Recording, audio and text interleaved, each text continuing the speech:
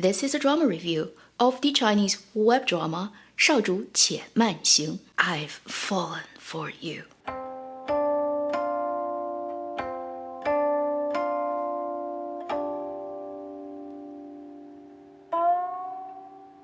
Hi, you're watching Avenue X, where a junkie on good storytelling shares her thoughts, knowledge, and occasional weird ideas on stories and how they're told. 少主且慢行 I've Fallen For You is a recently aired and then immediately finished airing Chinese web drama exclusive on the platform iQIYI, because it is a drama that literally dumped out all the episodes in one go. For some weird reason, this drama decided to call itself a 2-season drama, when in reality it is just one drama that's being manually divided into season 1 and season 2, each having 12 episodes, so 24 episodes in total. This drama is based on an IP, and it's led by Yu Shuxing, Liu Yichang, Luo Mingjie, Chen Haolan, all very young, very new faces. On Valentine's Day, when this drama went out, it was the time that I made last week's weekly video. After I made that video, I went to check this drama, and do you believe it? I literally binged it over the weekend. So once I started, I kind of didn't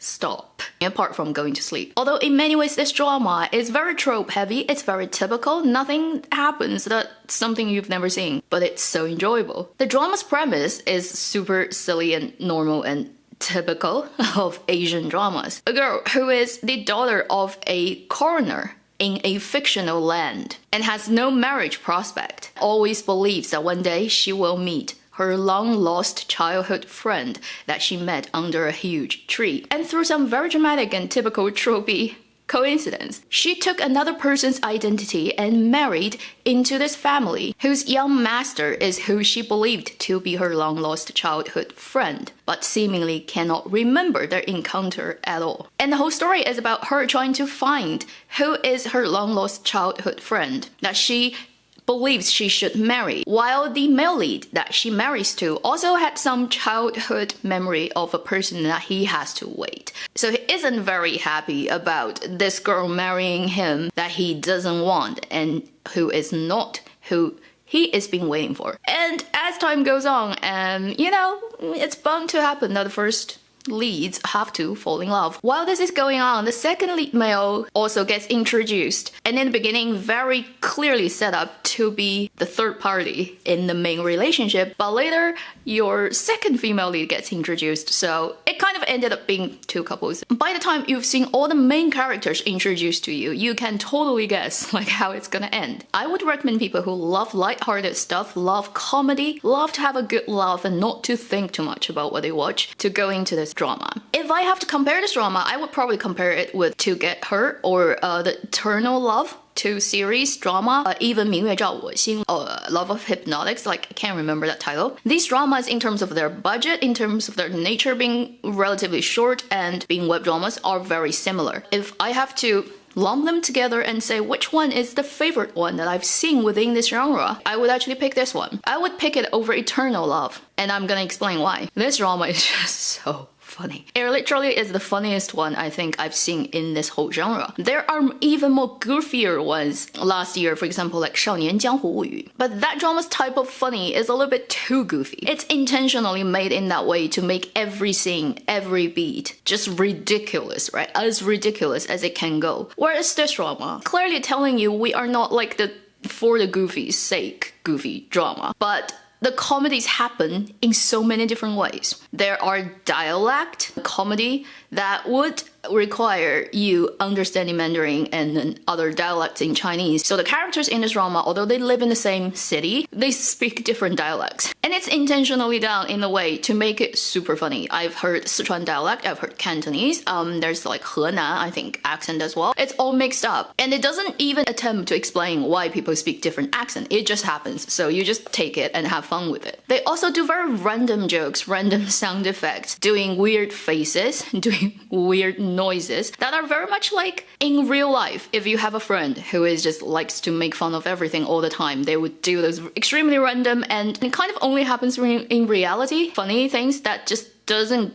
go on a drama screen. But in this drama, you'll have a lot of that. There's also the very typical breaking the fourth wall type of reference intertextuality jokes, a lot of unexpected way of treating a particular scene, like you see it coming from a mile away and they're gonna do a funny thing with this part. But then how they did it was like totally out of your expectation. It literally is funny from the beginning till the end. The second thing is I like its visual style. You can tell this drama is not as cheap, say, as Go-Go Princess or The First Eternal Love, but it's definitely not a high-budget drama. They really don't have much money to do CG, this type of thing. Like, they even leave the light posts and wires in shot. I'm not sure if it's like they don't have money or it's just like they forgot to remove those things. So I'm guessing that budget is within a very reasonable range. Not a lot of money at all, but within what they can do, they've really done a good job. The costumes are very beautifully designed. The color palette, how it fits different characters, how it reflects their personalities. The camera language is also pretty nice. There's no intentional extreme lighting exposure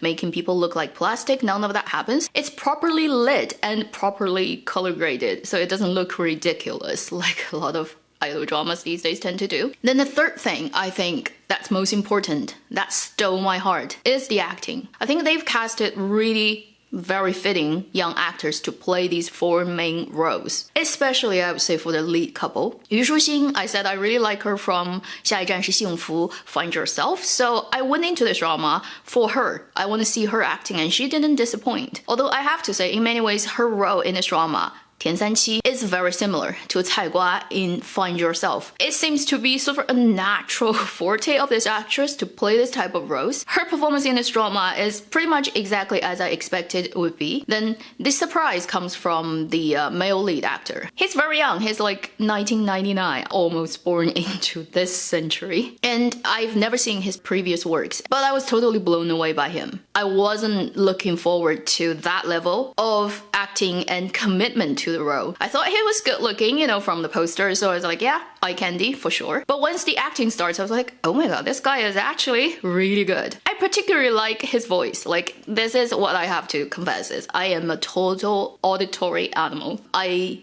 like good voices more than I like good faces. If somebody has a reasonable good looking face but has a beautiful voice, I would totally just fall for that, not vice versa. So I would admit that all the points that I added onto my good impression about his acting in this role are due to his voice. I am not as impressed by the second lead couple. Their performances to me are good enough for this drama's sake, but nothing happened that exceeded my expectation. Still though, I really enjoy their relationship. And I like the fact that in their relationship, there's that very old trope of a girl dressed up as a boy and the boy kind of likes the he-she, but is not sure why he's like that because he believes it's a guy and then he starts to worry about his own sexuality. I like how they played out all the steps in that very tropey setup. And between them, there's also so much funny things happening. I'll just let you know somewhere in a story, the girl tried to steal the boy's clothing when he was having a bath in the river and something really ridiculous happened. I never thought that could happen and I laughed so much. And to help the acting, right, there's one thing that's so crucial. They used live recording on set. Occasionally I can tell maybe a few lines words or later dubbed in, maybe they had noises, maybe they made mistakes or something, or they changed the lines later, but that happens very, very minor. For the whole thing, everybody used their own voice, and it's live recorded on set. And that makes such a difference. Because I've seen too many idol cheaper web drama that are totally dubbed from beginning to the end. Everybody is dubbed. I kind of forgot what live recording should sound like. And when this drama comes out and you compare it to, say, 明月照我心, you compare it to Eternal Love, that difference is just like day and night. When the actors are actually acting with their own voices on the set, when they get to those very emotional scenes, like, for example, people are quarreling, they're having a fight, and they speak really fast, they tend to make a lot of mistakes. In terms of like pronunciation, they're dropping certain consonants that shouldn't be dropped, they're making mistakes in tones. I've heard so many of that happening in this drama, but it felt so real. It's like how people actually fight in real life. When you are so angry, when you're speaking so fast, you make those mistakes like everybody does, and it adds to that reality and adds to the visceral energy that totally doesn't exist in dubbed dramas, because in dubbed versions everyone is speaking perfectly. If they make a mistake, they're gonna re-record it, so everything ended up being so polished, and because the recording environment is perfect, there's no resonance, it often still sounds like it's floating above the actor. It's not grounded into that physical space when they were filming it. Whereas this drama, you can hear the clothing rustling, can hear the environmental humming, the reflected sounds from the physical environment. You can hear 口水音, the saliva, that type of sound, in all imperfections. And it makes the whole thing feels real, especially during people quarreling scenes and during very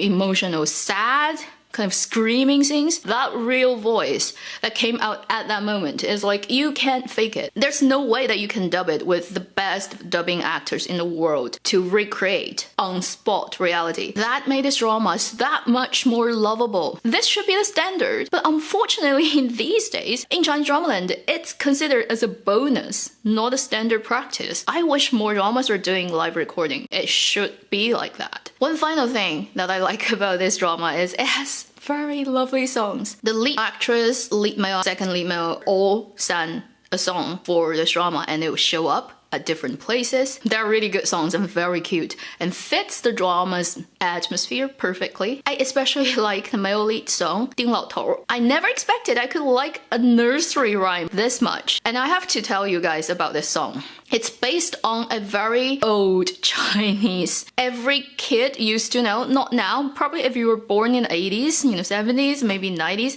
you know this thing. It's a kid's drawing that to remember what to draw on this drawing, they created this like little poem, like a nursery rhyme to go with it. There are different versions of it in different places in China, slightly varied, but they all ended up like drawing 丁老头. In this drama, this drawing is super important for the lead female. And when they made that song, they took from the different versions of this nursery rhyme and created a version that's not necessarily 100% of the existing different versions. And they put a very simple tune to it. Towards the end of the drama, when this song gets played full, and in that particular circumstances, it just breaks your heart. I've always had this mental imagery of two lovers singing a song that has nothing to do with love, a very random nursery rhyme, under particular circumstances that would actually totally evoke beautiful feelings of love. It's like a random thing that's not connected to anything. It doesn't have a story. I don't know who they are. I just always had that scene in my mind. And when I saw this drama, I was like, somebody made my brain imagery. Like they actually filmed something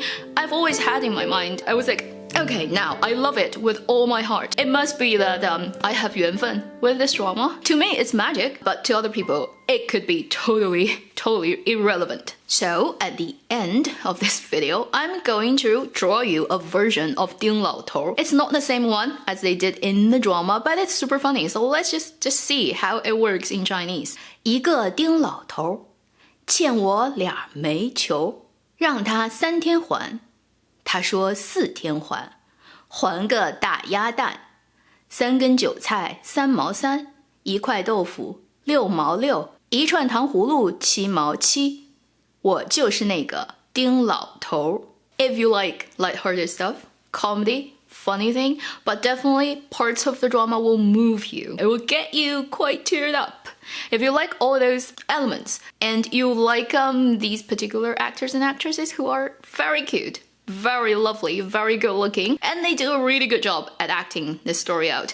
If you like all those type of things, please remember to check out this drama. It's currently not anywhere with English subtitles. There's a pirated copy that you can see on YouTube, but it doesn't have English subtitles, and I'm pretty sure it will soon be deleted by the copyright holders of iQIYI, because iQIYI is like the worst of all Chinese streaming platforms when it comes to delete your stuff. Thank you for watching Avenue X. I'll see you in my next video. Meanwhile, live long and happy drama watching.